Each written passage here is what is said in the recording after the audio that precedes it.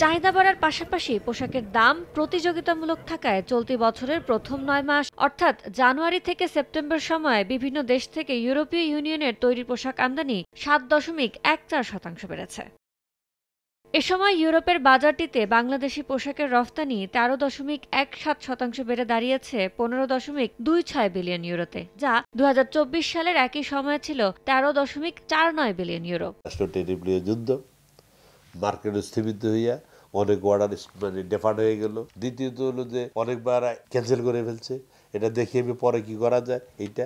আর যেহেতু আমরা day night করে জুলাই অগাস্টের কাজ আমরা করে আগে দিয়ে দিয়েছি, তো জুলাই সমস্যা অনেক ফ্যাক্টরি কিন্তু বন্ধ, খালি আমি জানি এগুলি বন্ধ হচ্ছে। তবে তৈরি পোশাক রফতানিকারকদের সংগঠন বিজিএম এর হিসাব, এ সময় রফতানির পরিমাণ বাড়লেও পোশাকের দাম বছর ব্যবধানে কমেছে 2.06%। তুলনামূলক কিছুটা সুবিধাজনক আছি, যেটা আগামী মাসগুলোতে এটার একটা প্রতিফলন হয়তো দেখা যাবে, বিশেষ করে চীন বা ভারতের তুলনায়।